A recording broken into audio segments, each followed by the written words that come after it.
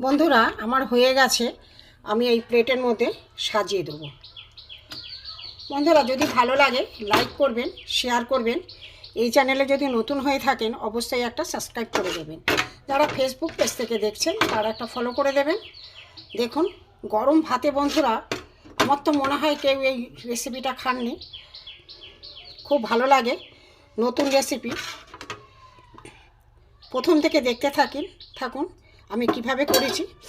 ভিডিওটা দেখার জন্য আপনাদের কাছে অনুরোধ থাকলো। চলুন আমি কিভাবে করেছি দেখতে থাকুন। বন্ধুরা জিবি ভ্যারাইটি থেকে আপনাদের স্বাগত। আজ আমি আর একটা নতুন রেসিপি নিয়ে এসেছি। দেখুন লাউ শাকের একটা নতুন রেসিপি করব। আমার মনে হয় এই রেসিপিটা কেউ কখনো কোনো দিন করে খাননি। দেখতে থাকুন বন্ধুরা, নতুন রেসিপি। কচি লাউয়ের ডগা, দেখুন কচি একদম লাউয়ের ডগাগুলো নিতে হবে, নতুন একদম এর ডাঁটা, কচি লাউয়ের ডাঁটা নিতে হবে। শাকও আছে একটু একটু। হ্যাঁ, এটা আমি ছোট ছোট করে কেটে নেব, দেখতে থাকুন। হ্যালো বন্ধুরা, এই যে আমি একটা লাউ শাকের নতুন রেসিপি করেছি। লাউ শাকগুলো কেটে আমি ছোট ছোট করে নিয়েছি। শুধু ডগার লাউ ডাঁটা, কচি যে ডাঁটা প্রথমে ওইটা আমি নিয়েছি, নিয়ে কুচি করে কেটে পরিষ্কার করে ধুয়ে নিয়েছি।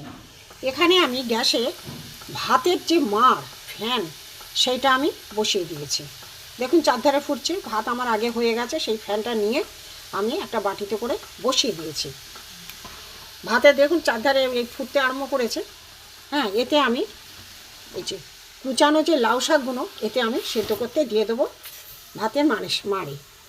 দেখতে থাকুন, ভাতের মাড়ে লাউ শাকগুলো দিয়ে দিলাম। বন্ধুরা এমন সেদ্ধ হবে যেন ফ্যানটা ভাতের মাড়টা একদমই না থাকে, অথচ ডাঁটাগুলো সব সেদ্ধ হয়ে যাবে।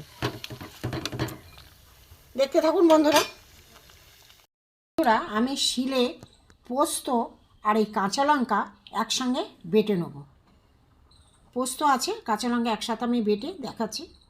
বন্ধুরা আমার পোস্ত আর কাঁচা লঙ্কা এই শিলে বেটে নিয়েছি, নিয়ে আমি একটা জায়গায় তুলে নেব।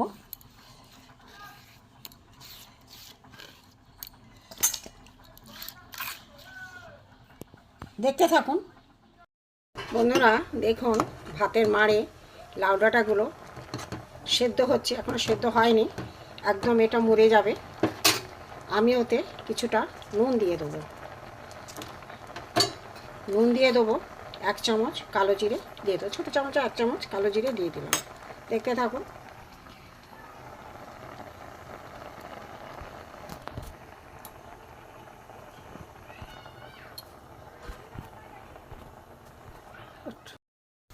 নুন দিয়েছি, কালো জিরে দিয়েছি, এবার আমি একটুখানি হলুদ দিয়ে দেবো। হলুদ দিয়ে একটুখানি নেড়ে দেবো।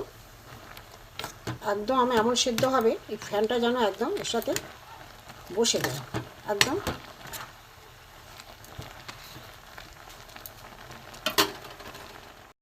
বন্ধুরা এতে আমার সেদ্ধ হয়ে গেছে, আমি এতে একটু সর্ষের তেল দিয়ে দেবো।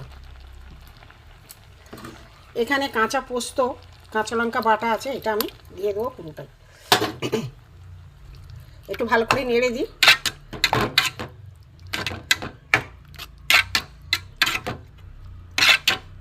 বন্ধুরা গরম ভাতে করে দেখবেন, খুব সুন্দর লাগে খেতে। কচি লাউ ডাঁটা ডগা, এটা একটু ফুটলে আমি নামিয়ে নেব। দেখতে থাকুন বন্ধুরা। আমার লাউ শাকের রেসিপিটা হয়ে গেছে, এবার আমি এটাকে নামিয়ে নেব। একটু রস থাকবে, তবে ভাত দিয়ে মেখে খেতে ভালো লাগবে। এবার আমি নামিয়ে দেখাচ্ছি বন্ধুরা। আমার কচি লাউ ডাঁটার পোস্তর পেজের একটা নতুন রেসিপি।